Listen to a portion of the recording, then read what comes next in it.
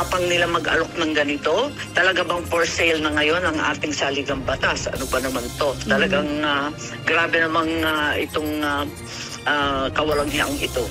20,000 pirma hanggang weekend. Iyan umano ang direktiba sa ilang syudad kapalit ng 20 milyong pisong ayuda mula sa gobyerno. Ayon kay Senator Amy Marcos, batay sa kanyang impormasyon, sinasabing inalok ang ilang distrito sa iba't ibang rehiyon ng pondo para sa ilang programa ng gobyerno kapag nakakuha ng sapat na pirma para sa People's Initiative na layong amyendahan ng saligang batas. Kabilang narito ang 5 milyong pisong ayuda sa ilalim ng Department of Social Welfare and Development, 10 milyong piso para sa medical assistance para sa indigent patients sa ilalim ng Department of Health at 5 milyong piso para sa tupad program ng Department of Labor and Employment.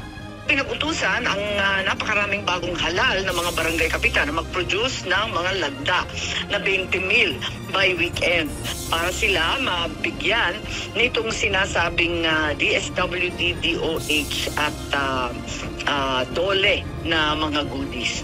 Nang matanong kung sino ang posibleng nasa likod nito, sagot ng presidential sister, hindi ko alam. I clearly somebody na may talagang hawak dyan sa budget, ano? So we know that the power of the purse rests with Congress. So baka yung may access talaga at some semblance of suasion and control over the funds. Nakasaad sa konstitusyon na maaari magpanukala ang taong bayan ng ambyenda sa saligang batas sa pamamagitan ng isang petisyon nang hindi bababa sa 12% ng registered voters sa bansa at dapat kada distrito hindi bababa sa 3% ng registered voters nito ang lalagda at sa nilalaman ng umano'y petisyon magkasamang boboto ang Senado at Kamara para sa tsa-tsa.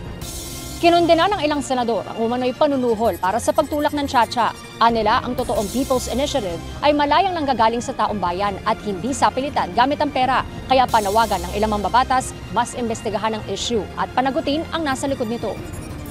Ayon kay Senate Minority Leader Aquilino Coco Pimentel, kung mapatutunayang pera ng gobyerno ang ginamit para rito, maaring kasuhan ng paglabag sa Anti-Graft and Corrupt Practices Act ang nasa likod ng panunuhol. At ano pa man ang pinagmula ng salapi, giit ng senador, hindi ito tunay na People's Initiative dahil pera at hindi taong bayan ang nagtulak sa petisyon at hindi ito kinikilala ng konstitusyon. Paulina Gado, UNTV News and Rescue.